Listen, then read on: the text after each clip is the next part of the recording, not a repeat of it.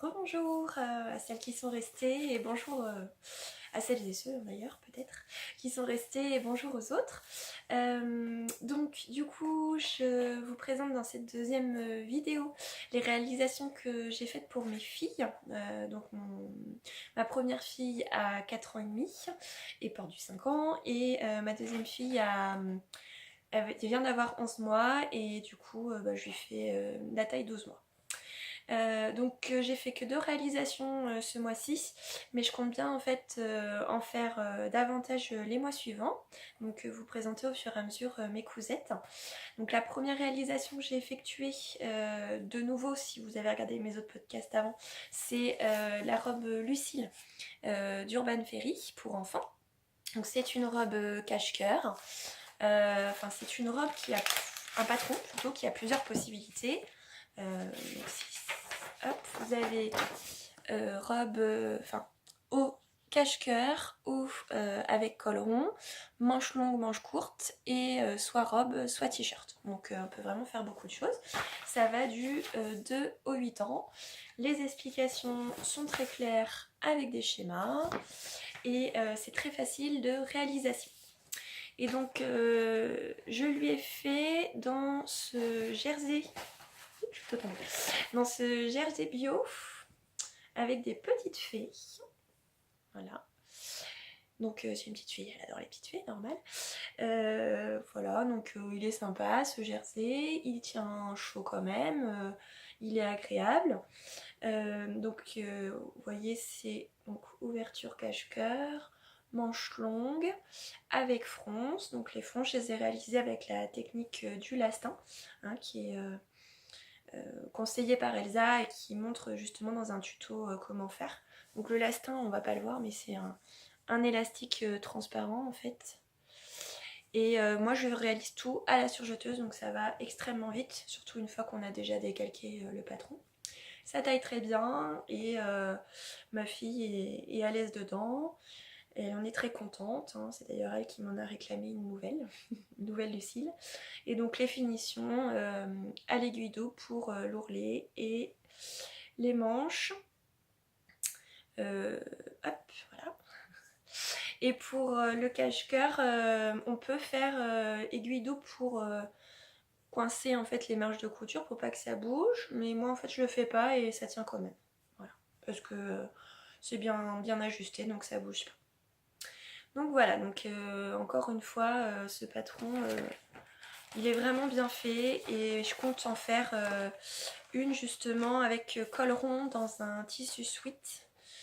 Donc je vous en parlerai au prochain podcast. Et certainement lui faire des t-shirts, manches courtes ou manches longues, en jersey également. Je verrai après.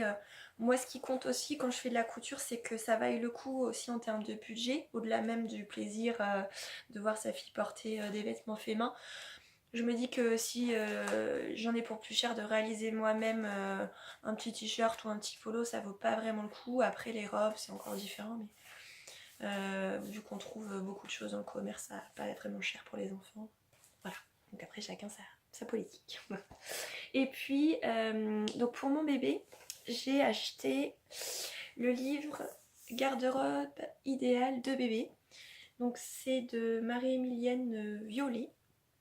Il y a 25 patrons différents et c'est du 3 mois au 3 ans. Donc j'ai trouvé vraiment ce livre super. Enfin, il y a beaucoup de modèles. Est-ce qu'il y a un... Voilà. Il y a un lookbook comme ils appellent. Donc je vais vous montrer. Il y a beaucoup de choses.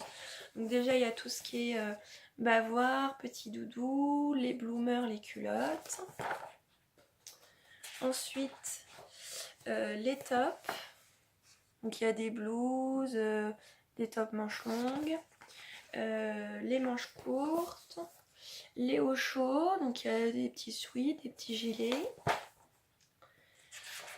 Donc c'est mix pour filles et garçons. Après pour les filles uniquement, vous avez une petite jupe élastiquée, une petite blouse à manches courtes, deux robes. Vous avez les manteaux. Là. Les pantalons, donc là encore une fois mixte plutôt. Donc garçon-fille, jeans, petits shorts et les salopettes. Voilà, donc vous voyez, moi je trouve qu'il y a vraiment beaucoup de choses. Après vous avez différents modèles qui sont réalisés dans différents tissus avec les combinaisons, etc. pour que vous puissiez vous rendre compte et avoir des idées. Donc ça je trouve que c'est bien aussi. Parce que selon les looks en fait ça rend pas du tout pareil, le même modèle. Et puis vous avez ensuite... voilà, à chaque fois que vous choisissez le numéro du modèle, vous avez le tableau de coupe, vous avez le montage et les fournitures qu'il faut, ainsi que la difficulté de réalisation. Donc moi j'ai choisi de faire pour ma fille une salopette, et je voulais la faire en jersey, parce qu'il me restait du coup du jersey de la robe Lucille de ma première fille. Donc j'ai choisi le modèle numéro 25. Donc là eux ils l'ont fait en velours et je trouve ça aussi trop chou. Mais bon, moi je l'ai fait en jersey, je voulais une salopette et puis finir le jersey que j'ai. Donc je l'ai fait en 12 mois. Et alors les marges de couture elles sont comprises je crois, mais du coup non elles sont pas comprises, j'ai un doute. Vous reverrez dans le livre, je sais plus.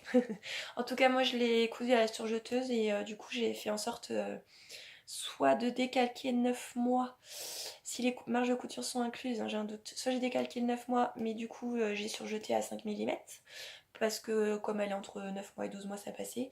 Soit j'ai fait le 12 mois en rajoutant les marges, mais il me semble bien que j'ai dû faire 9 mois parce que les marges doivent être incluses et ensuite j'ai surjeté directement à 5 mm.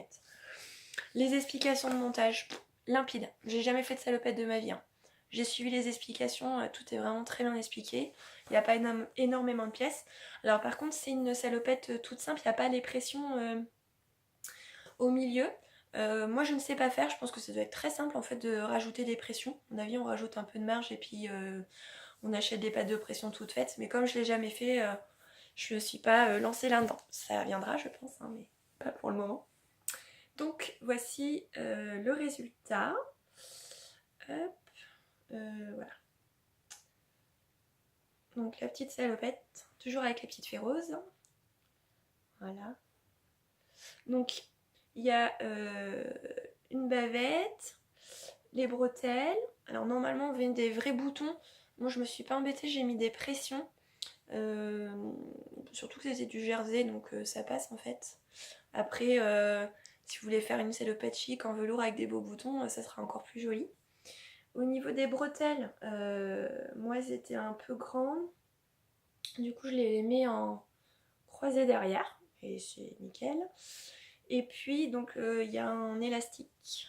La taille est élastiquée tout autour, sauf au niveau de la bavette. Donc du coup ça tient bien, sans trop serrer, c'est parfait.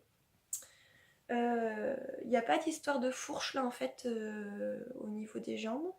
Il y a deux, enfin c'est séparé devant, derrière et après on rejoint les jambes et puis donc j'ai fini avec des ourlets à l'aiguille double. Au niveau des bretelles, du coup, l'avantage c'est que j'ai calculé pour que ça lui tombe bien au niveau de la longueur. Donc la première fois j'avais mis les pressions, mais en fait c'était trop grand au niveau des bretelles, donc j'en ai remis une autre là. Hop, ça fera une option pour quand elle grandira un peu. Et donc j'ai mis les pressions de... Voilà, donc elle est bien dans sa petite salopette en jersey, c'est confortable, ça tient quand même chaud. Et puis elle est toute mimi. En même temps, je pense que c'est ma fille, hein, donc je la trouverai toujours mimi dans tout. Et voilà, ça fait plaisir quand c'est nous qui réalisons quelque chose pour nos enfants. Donc voilà pour la partie couture enfant. Donc je compte bien réaliser d'autres modèles parce que vraiment dans ce livre je trouve qu'il y a vraiment tout en fait. Et puis même vous voyez les modèles qui sont pas prévus pour du jersey normalement, bah, en fin de compte on peut le réaliser en jersey. Voilà, je pense que chaque modèle on peut le faire en plein de tissus, il y a des tailles jusqu'à 3 ans donc à mon avis ce livre va me servir et me resservir. Donc voilà, je vous remercie pour avoir suivi ce mini podcast et j'espère que ça vous aura donné envie de découvrir ce livre ou ce patron. Et bah, n'hésitez pas à mettre un petit pouce, un petit commentaire si ça vous a plu, ça me fera plaisir. Je vous souhaite plein de bonnes choses, plein de couture pour vos enfants et puis à bientôt. Au revoir.